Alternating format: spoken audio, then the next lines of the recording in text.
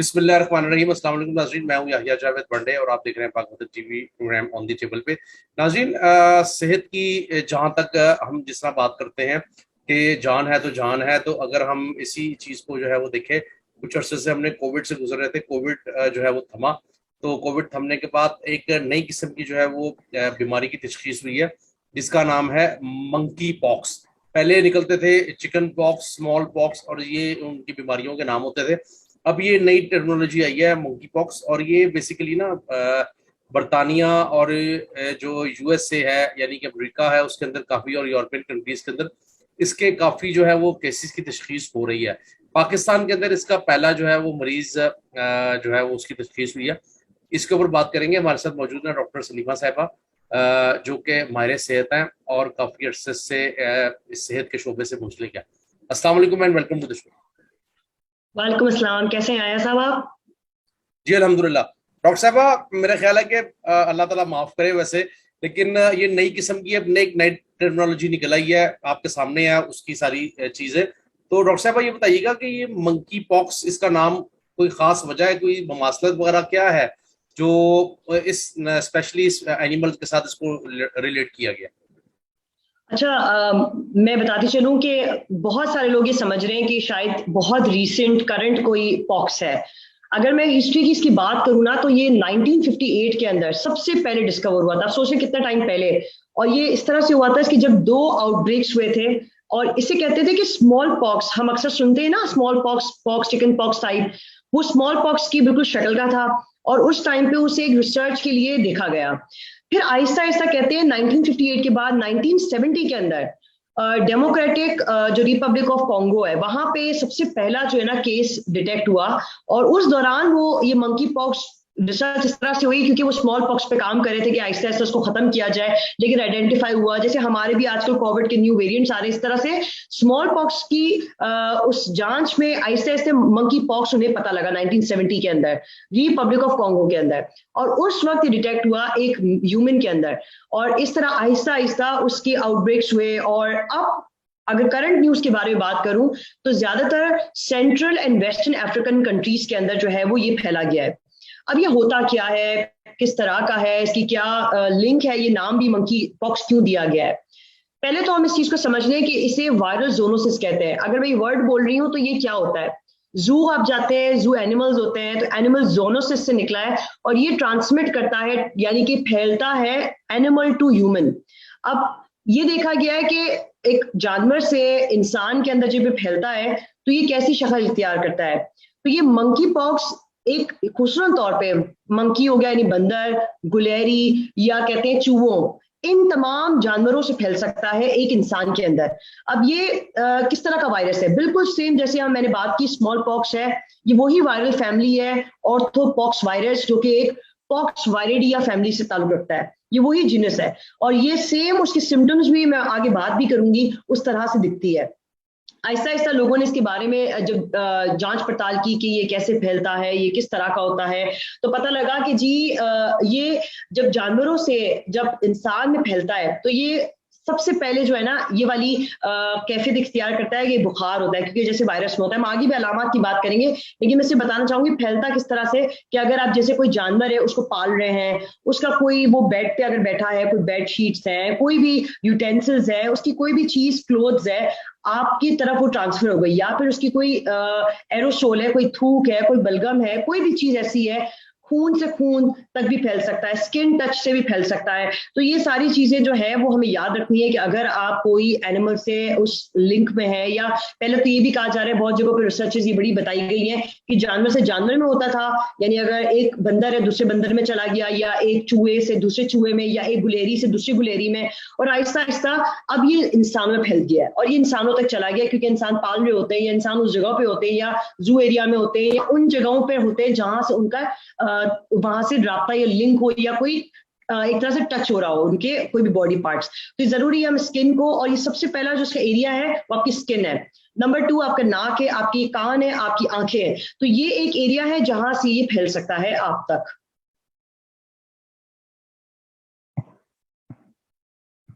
जी आया साहब। अच्छा डॉक्टर साहब, ये भी बताइएगा कि एक जगह के ऊपर ये भी बात चल रही थी कि शायद ये जो LGBT, आपको पता है वो, मैं ज्यादा उसको एक्सप्लेन नहीं करूंगा, LGBT की वजह से भी इसके जो है ना नशोनुमा वो इंसानों के अंदर आ रही है।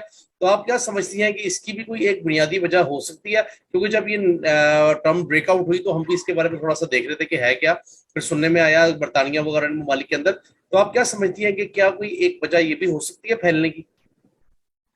अच्छा, ये एक बात है जो मैं थोड़ा सा इस पे डिस्कस करना चाहूंगी। मैं बड़ा जेंडर पे बात भी करती हूँ, और मैं इस पे थोड़ा सा एक ग्लांस देते हुए इस बात को आराम से समझा दूंगी आपको। आपने बहुत जगहों पे एक चीज सुनी होगी, और हदीस से ही मैं इसका एक लिंक दूंगी आपको। हुजूर पाक सल्लल्लाहु अलैहि वसल्लम ने अपनी हदीस में खुद ये फरमाया था कि जिस माशरे में ना जना फैलता है, वहां ऐसी बीमारियां फूट पड़ती हैं, मतलब उस तरह की बीमारियां फैलती रहती हैं जैसे कभी नहीं फैली हो।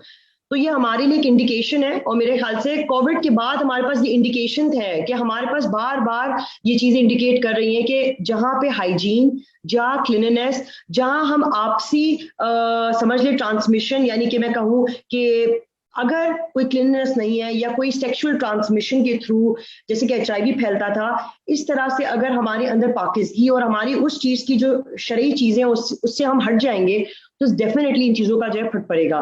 दूसरी चीज, मैं एक बात बताती चलूं, रिसर्च ने कंफर्म किया है कि ये उन लोगों को अटैक कर रहा है जो इम्यूनो डेफिशिएंट है। अब आप इस चीज से मेरा समझ जाए, जिनकी कुव्वत मुदाफियत बहुत कम है, और ऐसी चीजों में जाने के बाद लोगों की कुव्वत मुदाफियत बहुत कम हो जाती है। काफी लोगों में देखा गया कि यंगर पॉपुलेशन है, जैसे कि 40 से 50 के अंदर साल तक की उम्र के लोग, उनको जल्दी अटैक कर रहा है। तो यानी कि सोच लें कि अगर हम इन चीजों को नहीं ध्यान में रखेंगे तो definitely it's a like invitation to the virus into our body. तो ये बहुत जरूरी है कि हम इस चीज का जो है वो अपनी तरफ एक अवेयरनेस रखें, डेफिनेटली। अच्छा डॉक्टर साहब, थोड़ा सा अगर हम आगे चलते हैं, बुनियादी तौर पर ना हमने देखा है कि ज्यादातर जो केसेस हैं वो आपको पता है कि इम्पोर्टेड ही होते हैं। जिस तरह आजकल वो एक इम्पोर्टेड हुकूमत का भी नारा चल रहा है, इम्पोर्टेड हुकूमत है पाकिस्तान के अंदर मुसल्लत, तो इम्पोर्टेड होते हैं। तो आप क्या समझती हैं कि ट्रैवलिंग एडवाइजरीज जो हैं इनको भी थोड़ा सा ख्याल रखना चाहिए? और दूसरा ये भी बताइएगा कि कैसे बच सकते हैं, क्योंकि आपको पता है कि हमारे पाकिस्तानी बहुत सारे जो हैं वो इन ममालिक के अंदर रहते हैं, और वहां पर जो है वो अपना रोजमर्रा का जो भी उनकी सूरत हाल है उस पर गुजरते हैं। तो वो भी इस चीज से कैसे बचें, क्योंकि इन ममालिक के अंदर बहुत ज्यादा इसका आउटब्रेक हुआ हुआ है। अच्छा, 111 अभी तक तो केसेस हैं जो कंफर्म हैं, ठीक है ना। लेकिन कहते ये हैं कि अगर मैं एक रेशो आपसे बात करूं, अगर 10 लोगों को हुआ है मंकी पॉक्स, तो उसमें से एक की लाजमन मौत हो जाएगी। अब आप सोच लें कि 100 में से 10 की हो जाएगी, इसका मतलब है। तो ये अभी तो सीवियरिटी इतनी इख्तियार नहीं किया है, लेकिन ये आगे जाकर बड़ा करता है। मैं आगे बात करूंगी कि कितने दिनों में होता है, इसकी क्या क्या सिम्टम्स आती हैं, मैं सब बातें डिटेल में करूंगी। लेकिन आपके सवाल का जवाब मैं देती जाऊं कि यस, इस पे सुनने में ये आ रहा है, जो अब आज WHO की बड़ी कॉन्फ्रेंसेस वगैरह हुई है, उस पर डिस्कशंस भी हुई कि शायद फ्लाइट्स की कैंसिलेशंस हो, शायद लोगों को ट्रांसफर जो भी माइग्रेशंस हैं या जो भी आ रहे हैं, लोग ट्रैवल कर रहे हैं, उनको शायद अब रोका जाए। और डेफिनेटली ये आउटब्रेक बहुत खतरनाक होने वाला है। मैंने आपसे बात की कि एनिमल से एक ह्यूमन की तरफ जा रहा है, तो ह्यूमन टू ह्यूमन कितना हो रहा है, और ट्रांसमिशन की भी हमने बात की कि जो सेक्सुअल ट्रांसमिशन है उसके थ्रू भी हो सकता है। कोई टच है, कोई ब्लड का ट्रांसफ्यूजन है, कोई बॉडी फ्लूइड है, कोई ब्लिस्टर है, कोई स्कैब्स है, हर चीज, स्किन है, ये सारी चीजें तो हर चीज को तो वो कवर कर रहा है। तो यानी कि थूक से लेकर खून तक, बलगम, दाने, हर चीज की तरफ वो फैल रहा है। तो यानी कि बहुत प्रिकॉशंस लेने की जरूरत है। और आई थिंक आप इतने ज्यादा लोगों के साथ इन कांटेक्ट आ जाते हैं, आपको एक ख्याल भी नहीं रहता। तो ये बहुत जरूरी है कि आप इस चीज के प्रिकॉशंस की हवाले से जो है बहुत केयरफुल रहे। एक और बात, आपने शुरू में भी बात की कही थी कि पाकिस्तान के अंदर एक केस डिटेक्ट हो गया, और आज बड़ी कॉन्फ्रेंस भी इसकी बड़ी हुई और न्यूज़ पे भी बड़ा आ रहा है। एक केस था जो इनके कुछ हफ्ते पहले आया था। सबसे पहली बात मैं इसको क्लियर भी कर दूं एयर को, तो वो आज कॉन्फ्रेंस के अंदर बड़ा क्लियर किया गया है कि वो एक्चुअली पेम्फिगस का केस था, और लोगों ने उसको समझ लिया मंकी पॉक्स। जब उसकी बहुत ज्यादा रिपोर्टिंग्स वगैरह हुई तो देखा गया कि जी पेम्फिगस के साथ साथ जो एक स्किन डिजीज है, ऑटोइम्यून डिजीज है, उसके साथ साथ उसे जो है वो हर्पीस भी हो गया, वायरल डिसीज भी हो गया। तो वो उसने ऐसी शक्ल इख्तियार कर ली कि लोगों को लगा वो मंकी पॉक्स है। लेकिन आज की एक और इसके मुतबादिल एक और न्यूज है कि 2 केसेस अब रजिस्टर हो चुके हैं, उसकी अब आज जांच होनी है। तो मुझे लगता है कि अब ये इंडिकेटिव है हमारे लिए कि हम थोड़े से केयरफुल हो जाएं, प्रिकॉशंस लें। मैं बताऊंगी बाद में क्या क्या प्रिकॉशंस लेंगे, लेकिन एक चीज मैं आपको बताती चलूं जो मैं चाहती थी कि आज डिस्कस कर लूं, ताकि लोग जो हमारी आवाम है इससे बहुत केयरफुल रहे। आज NIH की बहुत जबरदस्त गाइडलाइन आई है 23 मई की आज की, और नेशनल इंस्टीट्यूट ऑफ हेल्थ ने बाकायदा इसके बारे में बात की है कि आज हॉस्पिटल्स के अंदर बाकायदा तौर पर आइसोलेशन वार्ड्स उन्होंने जो है वो बना लिए हैं। दूसरी चीज, उन्होंने हाई अलर्ट रख दिया है सारे इन केसेस के ऊपर जो उनको लगता है कि वो मंकी या कोई भी स्किन के डिजीजेज हैं या कोई भी ऐसी इंडिकेशंस दे रहे हैं जो रिपोर्ट किए हैं हमारे हॉस्पिटल्स में। ये साइन एंड सिम्टम्स की अगर मैं बात करूं, जितनी भी अलामात है ये 2 से 4 वीक्स तक रहती हैं। अगर मौत तक की बात करूं तो अभी रेशियो थोड़ा कम है, 3 से 6% जो है कह रहे हैं कि फर्टिलिटी रेट्स है, इतना ज्यादा कोई इतना बड़ा मसला नहीं है। लेकिन अलामात 2 से 4 हफ्तों में है, और सबसे पहली अलामत क्या होती है? बुखार। और कहते ये कि बुखार सबसे पहली जो अलामत है उसके फौरन कहते हैं 3 दिन बाद बुखार के रैशेस शुरू होते हैं, और वो सबसे पहले आपके गाल पे यानी कि जिल्द पे आएंगे, आपके फेस पे, आहिस्ता आहिस्ता पूरे जिस्म में फैलते हैं। फिर आहिस्ता आहिस्ता आप सर के दर्द की शिकायत करेंगे, सूजन होने की शिकायत करेंगे, गिल्टियां बन जाएंगी आपके पूरी बॉडी में, पहले मुंह से स्टार्ट होंगी, कमर में दर्द होगा, बहुत सारे लोगों को पट्टों में दर्द हो रहा है, और साथ साथ ये कहते हैं कि इससे मूड चेंजेस बहुत ज्यादा आती हैं। लोग ये बड़ी शिकायत करते हैं कि मुझे नाउमीदी हो रही होती है, और ज्यादातर लोग जो है किसी चीज को करने का दिल नहीं करता, बहुत स्विंग होते हैं मूड के, और कॉन्सेंट्रेशन आपका बिल्कुल खत्म हो जाता है, डिप्रेशन में आप चले जाते हैं। और ज्यादातर लोगों में ये भी देखा गया कि मूड चेंजेस कॉमनली देखे गए हैं, क्योंकि ऑफ कोर्स इतनी सारी प्रॉब्लम्स में जब आप होते हैं तो आप खुद ही खुद इंटरनली जो है डिप्रेशन में होते हैं। तो ये सारी चीजों को हमने गौर करना है। और दाने जो हम पिक्चर्स में भी देख रहे हैं पूरी मीडिया के अंदर, दैट आर वेरी कॉमन, और वही वाले दाने जो है वो इख्तियार होते हैं चेहरे पर और फिर आहिस्ता आहिस्ता पूरे जिस्म के अंदर। तो उसका स्प्रेड जो है बड़ा तेजी से होता है ये 2 से 4 हफ्ते के दौरान। तो हमें बड़ा केयरफुल होना है। अगर बुखार होता है तो हम आहिस्ता आहिस्ता इसको नोट करेंगे, 3 दिन में अगर रैशेस होते हैं डायरेक्टली आप रिपोर्ट करें हॉस्पिटल्स के अंदर, आइसोलेशन सेंटर्स के अंदर, ताकि इस पे काम किया जा सके। बिल्कुल ऐसी है। अच्छा डॉक्टर साहबा, थोड़ा सा अगर आप प्रिकॉशन की बात कर रही थी तो ये भी फरमाइएगा कि प्रिकॉशंस जो है वो किस किस तरह किया जा सकता है, और अमूमी तौर पर हमने देखा है कि कुव्वत मुदाफियत के लिए कौन सी डाइट, इसमें अगर कोई अभी सामने आई है स्टडी के अंदर, या कोई ऐसी चीज जिससे जो है वो कुव्वत मुदाफियत में इजाफा हो सके। अच्छा, एक तो बहुत इंपॉर्टेंट चीज है, मैं पहले बात करूंगी प्रिकॉशंस की। तो प्रिकॉशंस मैंने हमेशा बात की है, आप अपनी तो सेफ्टी करते ही करते हैं। मैंने आपको बताया जू वाले एरियाज से अवॉइड करें, ज्यादा कांटेक्ट ना करें एनिमल से। कभी कभार मैंने आपसे शुरू में बात की एनिमल टू एनिमल से और एनिमल से ह्यूमन, यानी कि जानवर से जानवर और जानवर से एक इंसान में हो सकता है ट्रांसफर। तो बहुत जरूरी है आप अगर एनिमल्स अपने घर में पेट्स रखते हो उससे अवॉइड करें। कोशिश करें कि हवा में ज्यादातर जो है वो बाहर ना निकले जहां पे आपके एनिमल्स बैठे हुए हैं रह रहे हैं, ताकि एरोसॉल्स हवा के उससे भी आप इनहेल ना कर लें।